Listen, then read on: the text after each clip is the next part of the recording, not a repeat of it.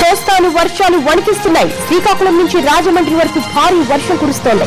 ఈదురుగాలులతో కురుస్తున్న వర్షానికి రాజమండ్రిలో రోడ్లు జలమయమయ్యాయి. లోతట్టు ప్రాంతాలు నీట మునిగాయి. కొన్ని గంటలుగా ఎడతెరిపి లేకుండా వర్షం కురుస్తోంది. వేలాది ఎకరాల్లో అరటి, మామిడి పంట దెబ్బతింది.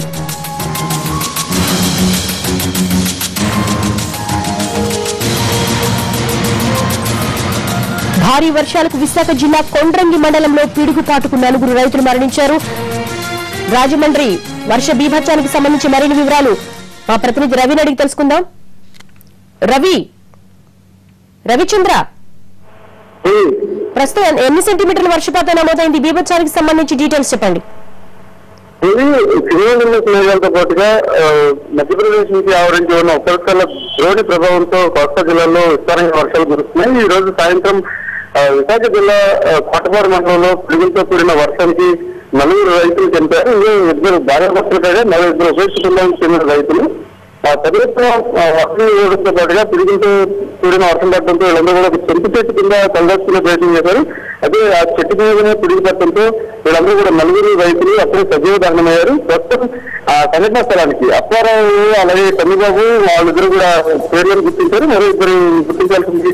మొదటిగా పేర్లు కూడా 4 చనిపోతుంటే కోటపాడు మండలం 19 విలేజ్లు అయితే విశాఖ స్థాయిలో అనుకున్నాయి. మొత్తం విశాఖ జిల్లా నుంచి రాజమండ్రి వరకు భారీగా వర్షాలు అయితే పడుతున్నాయి. శివానంద మేఘాల ప్రభావంతో పాటుగా సడన్ గా పిడుగులతో కూడిన భారీ వర్షాలు పడటం అనేక చోట్ల పంట నష్టంతో పాటుగా ప్రాణ నష్టం కూడా వాటిల్లుతుంది. విశాఖ జిల్లాలో మాత్రం ఈ 4 రైతులు చనిపోవడం స్థానికంగా విషాదాన్ని నింపింది. అంటే ఎంత మేర ఆస్తి నష్టం సంభవించినట్టుగా చెప్తున్నారు? ఆస్తి నష్టానికి సంబంధించి ఇది అకస్మాత్తుగా అకాలంగా కురుస్తున్న వర్షాలు, ప్రస్తుతానికి అయితే మొన్న నుంచి కురుస్తున్న వర్షాలు రాయలసీమ, తెలంగాణ జిల్లాలో ఎక్కువ ప్రభావం చూపిస్తూ ఇప్పుడైతే కోస్తా జిల్లాలో ప్రధానంగా శ్రీకాకుళం నుంచి రాజమండ్రి వరకు ఇప్పుడు వర్షాలు ప్రారంభమని వర్షాలకు సంబంధించిన నష్టాన్ని ఇంకా అంచనా వేయలేదు. కానీ ప్రస్తుతానికి అయితే రైతులు అడుగులు చనిపోవడం మీద జిల్లా అధికారులు కూడా కలవడం చెందుతున్నారు. మొత్తం 4 రైతులు ఒకే కుటుంబానికి దాదాపుగా పక్కపక్క కుటుంబాలకు చెందిన వాళ్ళు కూడా కావడంతో మొత్తం కోటపాడు ప్రాంత ప్రజలకు కూడా చాలా ఆవేదన వ్యక్తం చేసిన పరిస్థితి ఉంటుంది. దాదాపు 2-3 రోజుల నుంచి విపరీతంగా వర్షం పడుతున్నప్పటికీ కూడా మధ్యాహ్నం నుంచి ఎడతెరిపి లేకుండా కురుస్తుంది. అసలు వెదర్ రిపోర్ట్ ఏం చెప్తుంది? వాతావరణ నిపుణులే ఉన్నారు. ఇంకా ఎంత కాలం ఈ ఆవర్తన ద్రోణి కొనసాగే అవకాశం ఉంది? ఈ సీజన్ లో అకాలంగా మనకు వర్షాలు అనిపిస్తున్నప్పటికీ ఎందుకంటే సాధారణంగా ప్రీ మాన్సూన్ సీజన్ గా వాతావరణ శాఖ కురుస్తుంటుంది. ఈ సీజన్ లో మధ్యప్రదేశ్ నుంచి కర్ణాటక, తమిళనాడు మీదుగా ఉపరితల ఆవర్తనం కొనసాగుతుంది. ద్రోణి ప్రభావం వల్ల అనేక చోట్ల వర్షాలు కురుస్తున్నాయి. అయితే ఈ అకాల వర్షాలు కాదని వాతావరణ శాఖ చెప్తుంది. మరీ 48 గంటల పాటు వర్షాల ప్రభావం కొనసాగే అవకాశం కనపడుతుంది. రైట్ రవిచంద్ర, వైజాగ్ విషయంలో ఉంటే ఇక రాజమండ్రిలో ఎడతెరిపి లేకుండా వర్షం కురుస్తుంది. డీటెయిల్స్ మా ప్రతినిధి శ్రీనివాస్ అడుగుతాం. శ్రీనివాస్, చెప్పండి, మధ్యాహ్నం నుంచి కూడా రాజమండ్రిలో వర్ష బీభత్సం సృష్టిస్తోంది. దాదాపు ఇప్పటి వరకు ఎన్ని సెంటీమీటర్ల వర్షపాతం నమోదైంది? ఎంత నష్టం జరిగింది?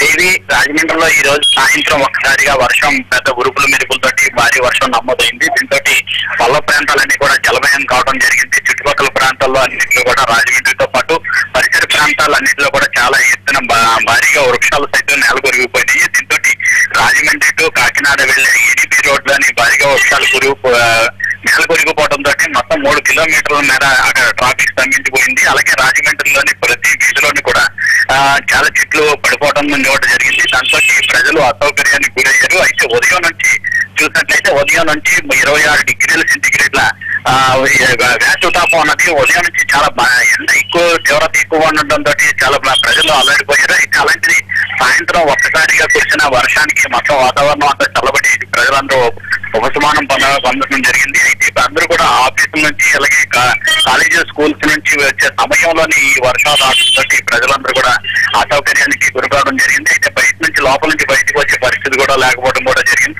కొన్ని చోట్ల ఏరియాల్లోని రహదారులన్నీ కూడా బంద్ అయిపోవడంతో చుట్టుపక్కల ప్రాంతాల నుంచి ఎక్కువ దూరం నుంచి ప్రయాణించి రావాల్సిన పరిస్థితి నెలకొంటుంది. అయితే ఇదే రకంగా చూసినట్లయితే రాజమండ్రి పరిసర ప్రాంతాలని అలాగే చుట్టుపక్కల ప్రాంతాల్లో ఉన్న గ్రామీణ ప్రాంతాల్లో చూస్తే మొత్తం వరి పంటల పానం మీద ఉన్న వరి పంటలన్నీ కూడా ఉన్నాయి. తడిచి ముద్దయిపోవడం కూడా జరిగింది. అయితే కొన్ని పంటలు పాడైపోవడం అంటూ జరిగింది. కొన్ని వరి పనులు కూడా వరి చెట్లు పాతకొచ్చిన సమయంలోనే కొద్దిగా అవి కూడా నేల కొరగడం కూడా జరిగింది. అయితే ఈ మేరకు కొంత మేరకు పంట నష్టం కూడా జరిగి ఉంటుందని చెప్పేసి అధికారులు అంచనా వేయడం జరుగుతున్నది. అయితే సాయంత్రం నుంచి ఎడతెరపడిగా కురిసిన భారీ వర్షానికి మొత్తం ఇప్పటి వరకు చూసినట్లయితే 3 సెంటీమీటర్ల మేరకు వర్షపాతం నమోదైనట్లుగా చెప్తున్నారు. అయితే ఏజెన్సీ ప్రాంతంలోనూ కూడా వర్షం కురిసింది. అయితే మెట్ట ప్రాంతంలో కురిసిన వర్షానికి మట్టికి అక్కడ వేస తీవ్రత కారణంగా కొద్ది కాలం నుంచి పంటలకు నీళ్లు అందక పంటలు ఎండిపోతున్న సమయంలోని ఈ వర్షం పట్టడంతో వాళ్ళకి మట్టికి లాభం చేకూర్చింది. అక్కడ రైతుల మట్టికి ఆనందం వ్యక్తం చేస్తున్నారు.